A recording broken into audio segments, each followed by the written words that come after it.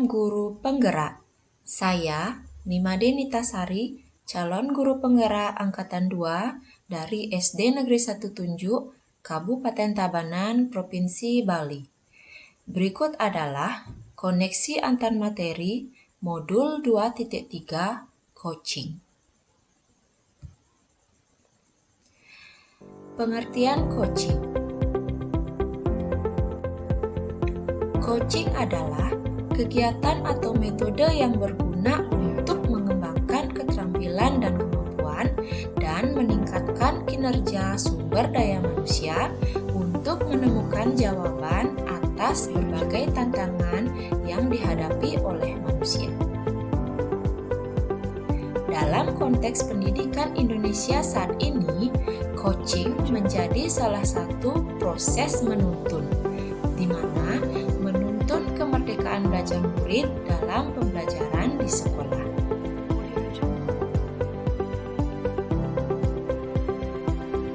Untuk memaksimalkan proses coaching, seorang coach harus memiliki kompetensi dasar coach.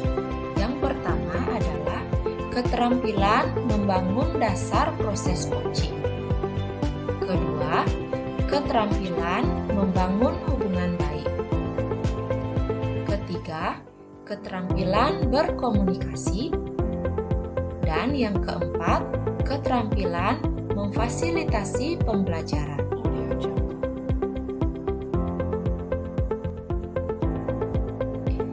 Berikut adalah aspek komunikasi pendukung praktek coaching. Yang pertama adalah komunikasi asertif. Dalam komunikasi asertif, selain mendengarkan lawan bicara, kita juga tidak ragu dalam menyampaikan pendapat, namun tanpa merusak relasi.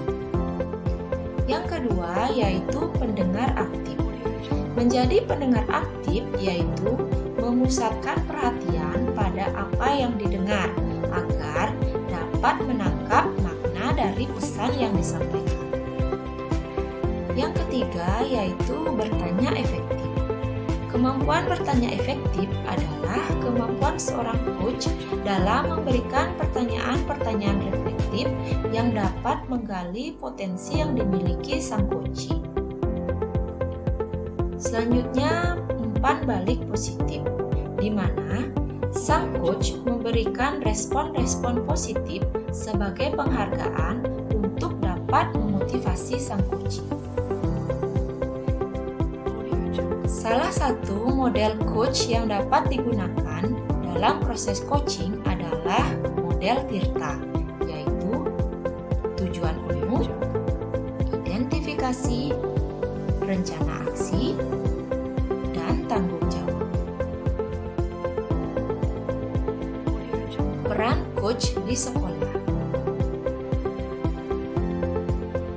Peran coach di sekolah adalah sebagai salah satu strategi untuk memposisikan seorang guru menjadi penuntun dan pamong sesuai dengan filosofi pendidikan Ki Hajar Dewantara. Dalam proses coaching, guru benar-benar memberikan kebebasan kepada murid untuk menggali potensi dan berkembang sesuai kodrat yang dimiliki sang murid melalui pertanyaan-pertanyaan reflektif. Keterkaitan peran coach dengan pembelajaran berdiferensiasi. Sesuai dengan pengertiannya, pembelajaran berdiferensiasi adalah pembelajaran yang dilaksanakan sesuai kebutuhan murid. Proses coaching sangat dibutuhkan untuk menggali kebutuhan murid lebih dalam sehingga memberikan kesimpulan untuk dapat menentukan kegiatan belajar yang dilakukan agar dapat memaksimalkan potensi yang dimiliki murid. Selanjutnya, keterkaitan peran coach dengan pembelajaran sosial emosional. Dalam proses coaching, tidak terlepas dari unsur sosial emosional. Peran peran guru dalam menanamkan keterampilan sosial emosional di dalam pembelajaran sangat diperlukan untuk memaksimalkan potensi siswa dalam menjawab pertanyaan-pertanyaan dengan berkesadaran penuh saat proses coaching, sehingga siswa memiliki keterampilan untuk memecahkan permasalahannya sendiri.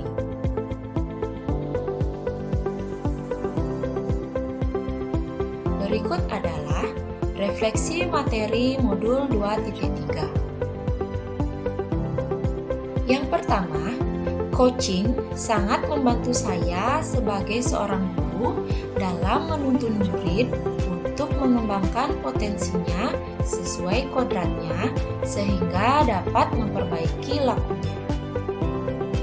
Yang kedua, coaching membantu saya dalam menempatkan diri sebagai pamong dalam mengarahkan murid untuk menggali potensi yang dia miliki dalam memecahkan masalah yang dihadapinya. Yang ketiga, melalui coaching, saya dapat mewujudkan kemerdekaan belajar kepada siswa di sekolah dan dapat meningkatkan kemampuan otak siswa dengan menjawab pertanyaan-pertanyaan reflektif. Selanjutnya, rancangan untuk tindakan aksi nyata yang saya beri judul Tantangan Belajar di Masa Pandemi.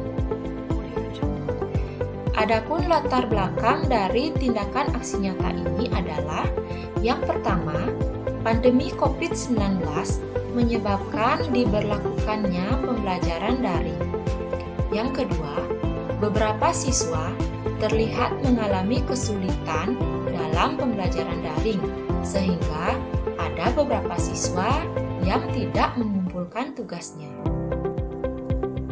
Adapun tujuan dari tindakan aksi nyata ini adalah yang pertama, menciptakan pembelajaran daring yang menyenangkan sesuai kebutuhan siswa.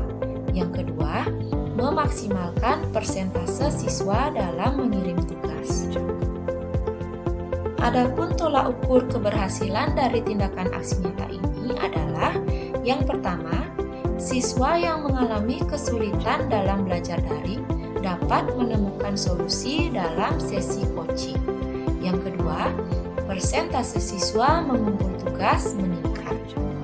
Lini masa tindakan yang akan dilakukan adalah yang pertama, berkoordinasi dengan pengajar praktik dan juga kepala sekolah untuk meminta persetujuan.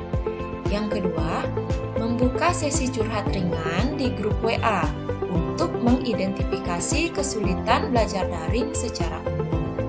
Yang ketiga, melakukan pendekatan secara individual kepada siswa yang terlihat jarang mengumpul tugas. Yang keempat, melakukan sesi coaching model Tirta untuk mendapatkan solusi. Dukungan yang saya butuhkan dalam aksi nyata ini adalah yang pertama, dukungan dan izin dari kepala sekolah.